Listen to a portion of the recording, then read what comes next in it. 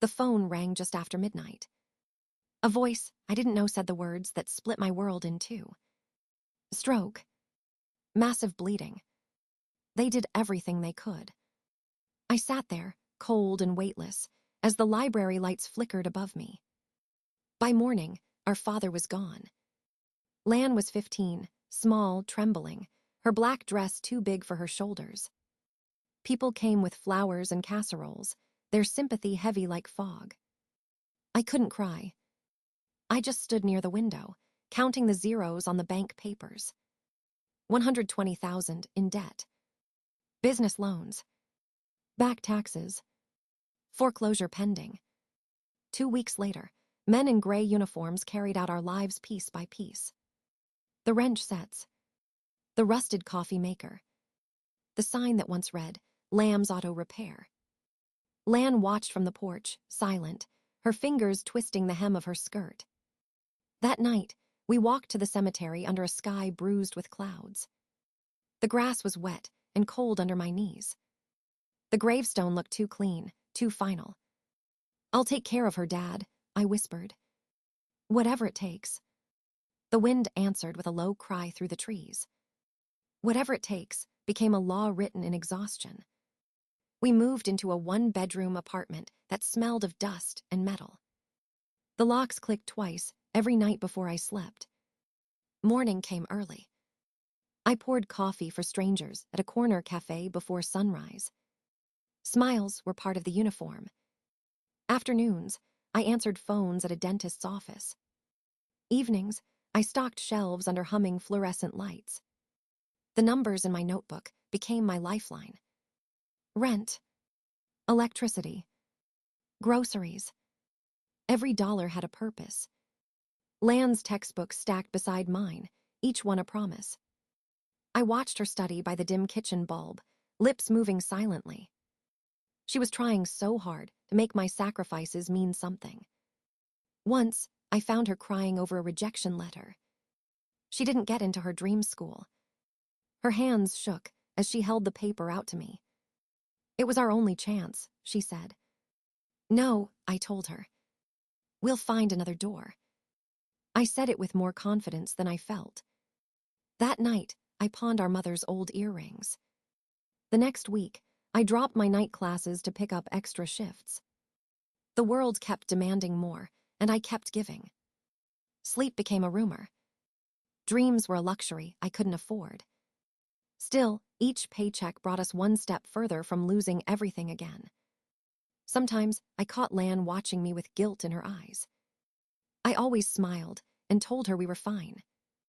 We were. But I refused to let her see the cracks.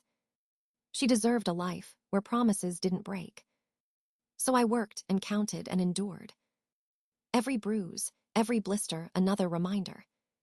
Whatever it takes. The words stayed with me, carved into the rhythm of every breath. They became my prayer. My curse. My reason. The mornings started before dawn. I tied my apron while the city still slept. Steam from the espresso machine fogged the glass. Customers smiled without seeing me. Their coins clinked into the tip jar like seconds lost. At noon, I traded coffee for phone calls. "Good afternoon, Dr. Fan's office," I repeated until the words lost meaning. At night, I stocked boxes taller than me, the air thick with cardboard and sweat. My hands cracked from detergent, my back stiff from standing. But the bills got paid. That was what mattered. Lan studied at the kitchen table, pencil tapping a steady rhythm. I watched her through the doorway, too tired to speak. Sometimes, I counted her breaths to make sure she was still there. Her laughter was the only sound that made the apartment feel alive. One night she asked, "Do you ever get scared?" I lied and said no. Fear had become too familiar to name. I kept the eviction notices folded in my drawer, like secrets. Every week I crossed off another due date, another survival. Mark came home late, the scent of rain and disappointment on his coat. He sat at the table, eyes tracing the stack of unpaid bills. "We can't keep doing this," he said. I looked at him, at the ring shining on his hand. She's just a kid, I whispered. She's your sister, not your child. The words struck like cold water. He was right and still wrong. I promised my father, I said. He sighed, tired of being second place to a ghost. When he left, the silence stayed heavier than his absence. I took off my ring and placed it on the table. It made a sound like something ending. After that, I worked longer hours. The apartment became smaller, quieter. Sometimes I talked to Dad's photo, half joke, half prayer. Still keeping the lights on, I'd say. Barely. Lan grew taller, stronger, more determined. She started helping at the library after school, saving coins in a jar. She thought I didn't notice. But I did. Her kindness kept me breathing. Once she asked if I regretted anything. I told her no again. Lies can be merciful. One winter, the heater broke. We slept under every blanket we owned. Her hands were cold when she reached for mine. Someday we'll have a house with warm floors, she said. I smiled into the dark. Someday, I answered. I didn't tell her I was behind on rent again. I didn't tell her I'd skipped dinner so she could have seconds. Some burdens aren't meant for two. Still, every morning, I woke up and did it again. Coffee. Phones. Boxes. Days blurred into each other until even exhaustion felt normal. Each breath whispered the same vow. Whatever it takes. Not out of duty anymore, but habit. A rhythm of survival. A heartbeat I could not stop. The promotion came quietly, like dawn slipping through curtains. My supervisor handed me the letter with a tired smile. Team lead, he said, as if the title could erase the years behind it. The raise wasn't much, but it doubled our grocery budget. That night, I bought real coffee instead of instant.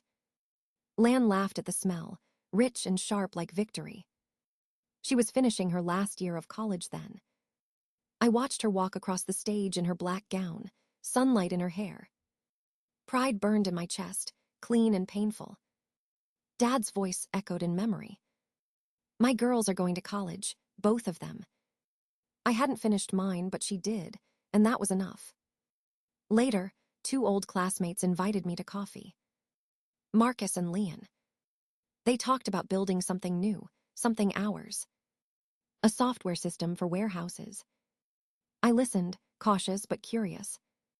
By the end of the night, I'd said yes. We called it Asterline Systems, a name that felt like hope disguised as code. We worked from my kitchen table, 3 laptops, 1 dream. Lan brought sandwiches and cheered us on. When our first client signed the contract, I almost cried. The check wasn't huge, but it was real. We bought a cheap bottle of champagne and drank from paper cups. I tucked the payment slip into a folder like a secret treasure.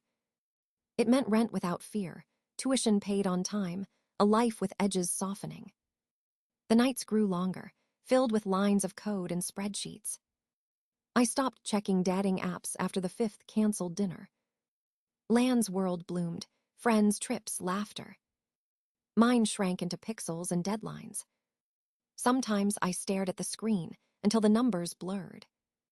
When did I last breathe without planning? The question never had an answer. Then came the call at 3 a.m. A client's inventory was collapsing. I fixed the bug before sunrise, saving them $50,000. Their thank you email became our first testimonial. The company grew faster than we could track. More clients, more meetings, more responsibility. I barely noticed the years passing. 30 came and went like a whisper. My apartment looked like a hotel room, clean, cold, unlived. Awards began to appear, framed and meaningless. Investors called, asking for meetings I didn't have time for. Success had a strange sound. It was quiet, like fatigue dressed in gold. Sometimes I looked at Lan's photos online, her smile, her easy joy. She had friends now, a future unburdened. And me. I had what I built, and the silence that came with it. Still, I couldn't stop. The promise had become muscle memory. Every achievement traced back to that grave on a cold October evening. Every decision whispered the same refrain. Keep going. Don't stop now. You've come too far to rest. So I worked. And built. And breathed the rhythm of progress, even when it tasted like loneliness. Lan called one evening, her voice bright and trembling. He proposed, she said, words tumbling out like laughter. I froze, my fingers hovering above the keyboard. Who? I asked, though I already knew. KH letter 1EA3I, she breathed. You'll love him, he's perfect. KH letter 1EA3I. The name landed like a stone in my stomach. Vice President of Min Than Logistics. Son of Min Nam, the same man who once dismissed my company's pitch. The man who called Asterline a promising hobby, not a real enterprise. I smiled into the phone anyway.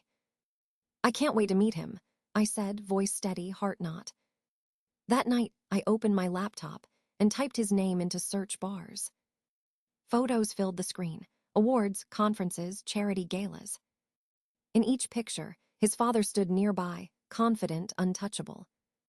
I stared until the faces blurred into memory and resentment. The next evening, we met for dinner. KH letter 1EA3I was kind, polished, and dangerously sincere. He pulled out my chair, spoke gently, laughed easily. Lan watched him with the sort of joy that made everything else disappear. I wanted to dislike him, but couldn't. Still, my chest stayed tight. As he described his plans, the last name echoed like a warning. Min Nam. The man who once tried to buy Asterline for half its worth. Did he know who I was? Did KH letter 1EA3I? I kept smiling, pretending the wine didn't taste like suspicion. When I excused myself, I gripped the sink in the restroom, breathing shallow. In the mirror, I looked calm, almost composed. Inside, the storm churned. If Min Nam found out before the wedding, he'd see it as a threat. His pride couldn't stand the idea of his future daughter-in-law's sister being his equal. I rinsed my hands in cold water, steadying my reflection. Focus on Lan. Her happiness mattered more than old grudges. When I returned, KH letter 1EA3I was telling a story about a charity auction. Lan laughed so hard she nearly cried. For a moment, I let myself relax. Maybe this didn't have to become a battle. But peace never lasted long for me. 3 weeks later, Lan invited me to the bridal brunch. A room full of crystal chandeliers and quiet judgment. His mother led the table, like a queen arranging chess pieces. When I arrived, smiles tightened around porcelain teacups. Then the doors opened, and Min Nam entered. The air changed. He shook hands, kissed cheeks, radiated authority. When he reached me, recognition didn't flicker once. Ah, he said, you must be Lan's sister. Yes, I replied. Have I? Just the sister. His tone smooth, sharp underneath. I felt the years collapse between us. The old offer. The dismissal. The quiet anger I'd buried. Our father passed away, I said softly. I raised her. Something shifted in his gaze. Surprise, maybe guilt, quickly hidden. He turned to greet someone else, conversation moving on. I sat still, smile fixed, heart steady. Let him underestimate me again. Some debts are better paid in silence. And sometimes, silence wins louder than pride. The wedding morning glowed with soft gold light. Lan stood before the mirror, her veil trembling like breath. Her reflection shimmered beside mine, joy and calm side by side. I fastened the silver necklace around her neck, our mother's last gift. She touched it, eyes filling fast. You kept it all these years, she whispered. Dad gave it to me the day you were born, I said. He told me to give it to you when you found real happiness. She laughed through tears. Then I guess today is the day. I fixed a curl near her temple and smiled. Let's get you married, little one. The chapel doors opened to music that wrapped the air in light. Lan walked alone down the aisle, brave and beautiful. I sat in the second row, hands folded tight. The empty space, where our father should have been, felt like a wound. Across the aisle, Min Nam gleamed in his Italian suit. Gold cufflinks. Perfect smile. The same man who once called my company insignificant. I watched him beam with pride and said nothing. When KH3I took Lan's hands, his face softened with awe. Their vows floated like promises carried by wind. For a moment, everything stilled. Love filled the air, warm and fragile. Then came the reception. White roses. Crystal lights. Laughter spinning through the room. My name card sat at a far corner table, surrounded by people I didn't know. Min Nam passed by without a glance, his charm reserved for richer guests. I sipped water, silent, watching the room's choreography of status. Then a tap on my shoulder. Lan's maid of honor, cheeks flushed.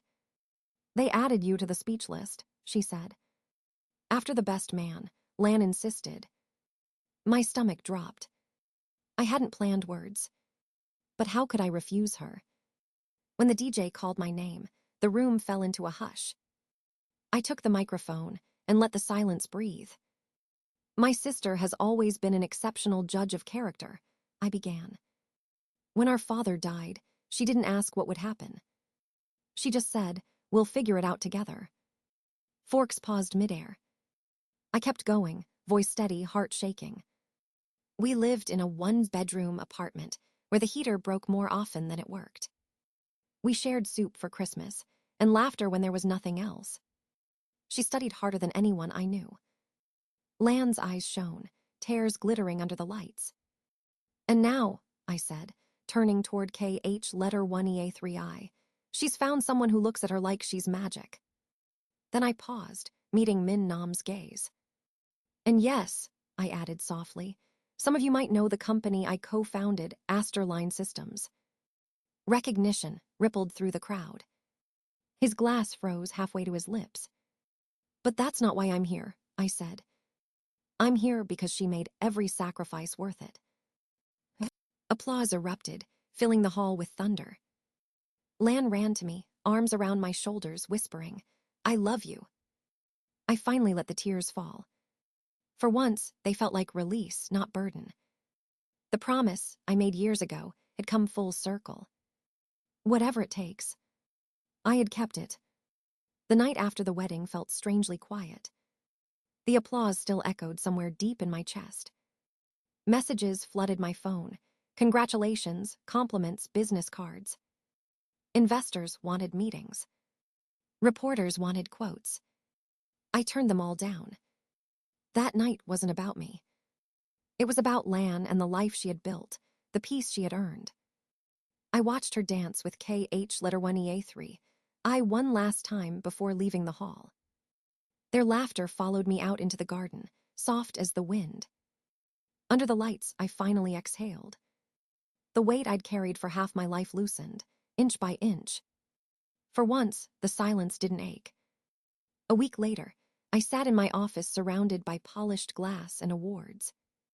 Asterline had grown beyond anything I'd imagined. Across my desk lay a new acquisition offer. The letterhead read, Minthan Logistics. I smiled when I saw the signature. Min Nam's name, neat and confident. He was trying again, this time at full price. I closed the folder without reading the numbers. Marcus asked if I'd take the deal. "No," I said. "Let Andrea handle the account. He doesn't need me." Pride was no longer something I had to prove. Later that day, a text from Lan arrived.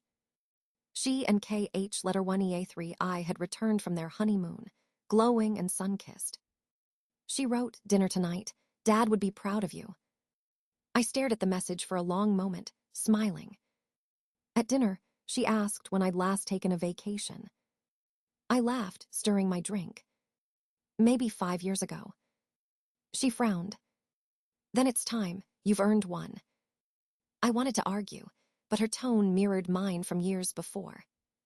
The student had become the teacher. Weeks passed. The world kept moving, but something inside me had changed. Then one morning, a letter arrived in a plain envelope. The handwriting stopped my breath. It was my mother. She had been gone for over a decade. Inside, a postcard showed a sunset over Lake Superior.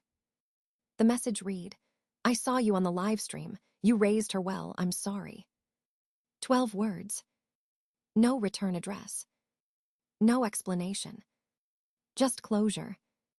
I slid it into the drawer beside Dad's old watch. Some wounds didn't need reopening. That weekend, I visited his grave with fresh violets. "She's married now," I told him. "She's happy. We made it." The wind rustled the grass like a sigh of approval. For the first time, I didn't feel like I owed the world anything. On Monday, I booked a ticket to Antigua. No meetings. No deadlines. Just rest. Before leaving, I interviewed a young woman for an internship. 24. Raising her little brother after their parents died. Her eyes fierce, familiar.